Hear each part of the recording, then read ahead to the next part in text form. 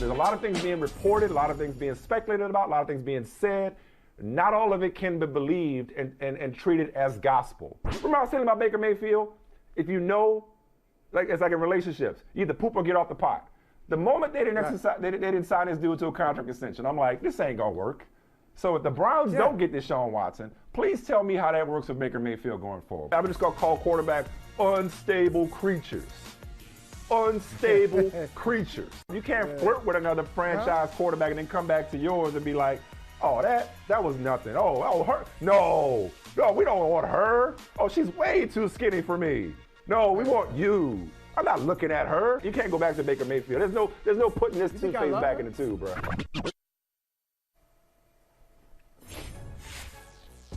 Michael, how open would you say you and Oni's relationship is? In fact, maybe y'all got an open relationship and we just never talked about it. Yeah, I was going to say, use a different word. Not that open. Let's talk. Okay, so it's not Will and Jada open. Okay, so it's not open. Okay, all right. Not open. But like open communication, y'all talk about like everything, your deepest thoughts, desires. Yeah. Really? Okay, all right. Okay. What? Deepest? Like, everybody got secrets. I know you got secrets. Everybody got secrets. plumbing the depths of the ocean. The reason I ask, and share what you want, or, if not, don't worry about it. I understand if you don't want to put too much of your business in the street. But the reason I ask is it's like, look, man. Why not? It's all family. It's family.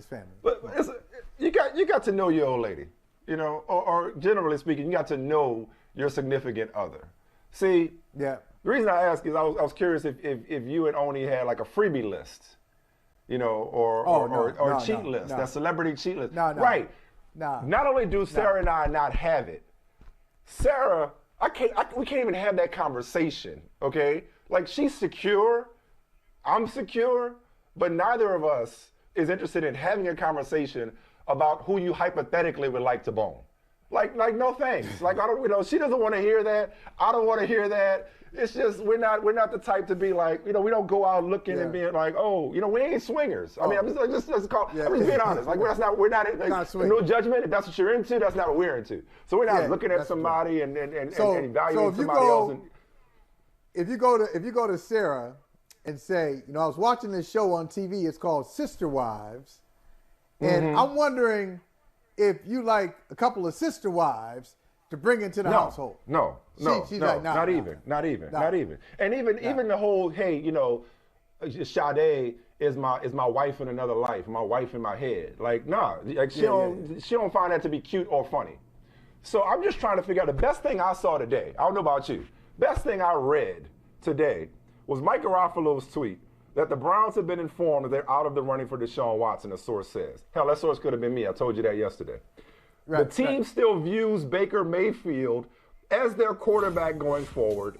They told Mayfield's agents at the Combine they only explore top-tier QBs such as Watson. Now, look, man, as we established yesterday, you and I have very different opinions about Baker Mayfield. Setting that aside, how does one expect Baker Mayfield to receive, we're only going to upgrade from you. If not, we're perfectly happy settling for you. Like, how's that supposed to go over? This is unbelievable. But you know what? But this happens. But here's the funny thing, though. This happens all the time. This really happens all the time. It's unfortunate. And Mike, I'm not trying to tell you that it's a great situation. That hey, Baker should just get over it, and it's not a big deal. It is a big deal. But it happens all the time in every field. As a matter of fact, not that I want to get into this conversation. I don't want to get into this conversation. I did have it in the feed yesterday, but I didn't really want to go deep into it. It kind of just happened at a place that we shall not name. One of us used to work there full time. I used to appear on that network, but you were a full-time employee there. And yo, man, they just brought in Joe Buck and Troy Aikman. It's like, okay, this is the Monday Night Team. Okay, y'all got to. It's fine. Y'all gotta accept it because it's Aikman and Buck. So sometimes in business, they will upgrade from you if they got an opportunity. I'm sure the folks at Peacock can't wait to upgrade from me. I mean, listen, I'm not nice. That's I got it, but they got that deal done. Where's the cap? How do where's my cap? They got that on deal. Me too. But no cap. No cap. They got that deal done. My point is, they got that deal. I hear you, and you're right. It's business, and I'm not crying tears for Baker Mayfield, because remember, I didn't excuse the Browns from this process, because as I once said, why must the Browns always brown so brown? Okay, they can't keep a relationship with a quarterback, and it ain't always because they picked the wrong one. Okay, they're not good at this relationship thing either. I'm saying though, in this instance, you mentioned the Monday Night Football thing. I guess they've gone back to who they had before. Well, I'll come to that in a second. But the Monday Night Football thing. Yeah. The Monday Night Football thing, I guess they'd have gone back to who they got before. Or if they'd have got somebody else, they'd have known that they were the second choice. That's life. I'm with you. But they got that deal done. In this instance, how do you openly and publicly flirt with somebody and then tell them, we're just going to go with a top-tier quarterback? So I'm not? I'm just supposed to accept that I'm not? I already told you, Michael, the writing has been on the wall ever since they never signed him to an extension. They could never have this dude going into a lame duck season as on a fifth-year rookie option of his contract. Okay, that was always going to be awkward. Now the Browns are really expecting Baker Mayfield, who you know I think is average, if not above average, but nonetheless. You're expecting him to just be accepting of the fact that you thought he was an upgrade, and now I'm supposed to be okay with that, and we're supposed to just move forward like nothing happened publicly? It'd be one thing if this were a rumor, if it were a report, if it were behind the scenes, and it was something that the Browns went to Baker Mayfield and been like, yeah, man, look, don't believe everything you read. Hey, wasn't me. Hey, but I saw you coming out the house. Hey, wasn't me. They could pull that on him, but to be so public with Deshaun Watson, how do you put this toothpaste back in the tube? You want me to say it? You want me to say it? You want me to say it? I did it. Yeah, exactly. That's right. But I make love to you. I made love to you. And if you can't tell the difference, there's something seriously wrong here, baby. Something wrong with this relationship. But look, this has happened though. This has happened recently in the NFL. It happened in Miami, right? Tua's no fool. Tua Tagovailoa. Okay, that's a great example. Mama Tagovailoa didn't raise no fools. But publicly they kept backing him. Publicly they kept backing him. I don't know what they said to him privately. You're right. He ain't writing no letters on Twitter. You're absolutely right. But publicly they at least backed him. They didn't go meet with Deshaun Watson, at least that we know of. That's one of those votes of confidence. You know what happened? It give you a vote of confidence. You're like, okay, where is it? Where's the knife? I'm about to get stabbed in the back. I'm about to get set up. There's a trap door in here. Vote of confidence, especially from the ownership level, general managers level. They're about to fire you. Hey, yeah. A lot of rumors. They give you a vote of confidence. That's a bad sign. So it happened to Tua. He was able to focus. Maybe he understood, okay, if I had a chance to upgrade a quarterback over me, I would too. If I'm there, I wouldn't blame you. Looking at it from their perspective. Well, that goes back to the open relationship. You got to know your partner. And Baker Mayfield is too much of a, I ain't gonna say the word, I'm gonna say unstable creature for you to go and flirt publicly with Deshaun Watson and then come back and be like, oh no, but that's different. That's an exception. You're right. It doesn't work like that. So it sounds like what you're saying though is that this is business, this is life, this is grown man business. These are adults, which I'll come back to that word in a second. And it sounds like you think Baker Mayfield should just roll with the punches and let it roll off his back and keep it pushing. Because you already said yesterday that the Browns couldn't move forward with him. You think Baker Mayfield should be fine with this moving forward? Yeah, well, see, I think he should. He should. But, your point is well taken. Everybody's just not wired like that. So some athletes really look for any kind of slight that they can get. They can remember. They want to point out, hey, you doubted me this time. You said I couldn't do it. I remember watching your show. You said this on your show. You wrote this. You told somebody this, and they use it, and it fuels them. It's like when we showed that clip last week of LeBron saying, I go into a game saying, where's my LeBron hater? All right, right? Okay, there he is. You're going to motivate me today. Now, and LeBron's not the only one. A lot of great athletes think that way, from fans, even from their own organizations. They know, hey, this guy didn't want to pay me. This guy tried to trade me, but I'm going to show him something. But Baker Mayfield is not that. And maybe, Mike, it's this simple. Sometimes the number one overall pick, when that person is so talented, it doesn't matter what you say.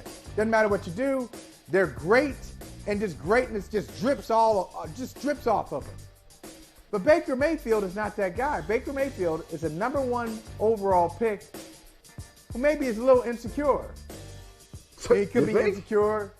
He could be insecure for a number of reasons. Could be that the guy drafted 31 slots after him is a better quarterback than he is. I'm talking about Lamar Jackson. Could be the guy drafted 6 slots after him, Josh Allen, is a better quarterback than he is. And maybe not being the number one guy in his own draft class is getting to him. Yeah. Or it may be something deeper. I don't know. But he has not responded well to this, but he's going to have to. He's going to have to, because I think the Browns are going to look around the landscape and say, okay, is it really worth it for us to swap out Baker Mayfield, bring in Jimmy Garoppolo? What do we get, 2% better? Let's go letter grades here. You said he's above average. I like that. I like the way you put that. So is Baker Mayfield like, is he like a C+, B-? Is he like on the borderline? C+, B-? Okay, give him 79, 79.5. Extra credit, you can get up to an 80, 81. Okay. Madden rating, I don't know what his Madden rating actually is, but if I were in charge with Madden ratings, 80. So 80, maybe and he go 80. stay there. He might stay there. He might have a good year, but it'll still be like +1. Like, damn, why he ain't go up to 85? Yeah, it's like, man. It's more about the running game. More about the offensive line. It's not him. My guy made a Pro Bowl. I can't get an 84. So you ain't played in a while. You know the development status. You ain't played Madden in a while. I'm gonna take you inside baseball. It's new since you last played. So there's a development status, right? Which is hidden. All right. Like if you draft a guy and it's hidden, it's like, ooh, it's exciting. After a while, it reveals. And sometimes it could be a superstar or X Factor status if you really hit on that guy. Most of the good players, it'll be a star development trait. But a lot of guys just have normal, which means it takes a hell of a lot for them to get better, which means they don't have a lot of upside. It's just a plain old star, brown star that says normal. That's Baker Mayfield. Baker Mayfield has a normal development trait. But here's the thing. That's every available quarterback right now. Every available quarterback short of, and I'm sure we'll talk about him in a little bit in the show, short of, no, all of them are like that. Because I was going to say Matt Ryan's not like that. I think Matt Ryan's better than those guys. Matt Ryan's better than Carson Wentz, Jimmy Garoppolo, Baker Mayfield. But he's older, so he's not getting any better either. Any quarterback you get right now, you're not going to bring in somebody who's got this high upside, who's already in the league. Now, maybe Kenny Pickett from Pitt turns out to be great. Maybe at number 13, you pick up my man from Liberty, Malik Willis. Maybe Sam Howell. I don't think so, but maybe Sam Howell. But Mike, this is what derailed our argument yesterday. I don't like nobody. Okay, you could like Baker Mayfield. You could like, but that can't be your justification though. You could like Baker Mayfield, and I could not be as big a fan of Baker Mayfield. And we don't have to revisit that yesterday from yesterday. Okay, like we differ on our evaluations of him. But the thing is, okay, it's not happening in a vacuum. None of those guys that are not clear upgrades over Baker Mayfield have the baggage that this relationship now has, are in a situation where it's 1 year, the last year of a rookie deal. That's what makes it fun. That's what makes a relationship fun.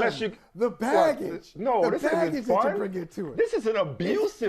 This is an emotionally and mentally abusive relationship. I had the wrong Euphoria couple. Yesterday I said Rue and Jules. No, this is Nate and Maddie. And again, when you watch Euphoria, you get it. This is an abusive relationship. Okay. These two parties don't belong together, which goes back to the adult slander that Chris Mortensen shared yesterday. The Browns are looking for an adult at quarterback. Okay.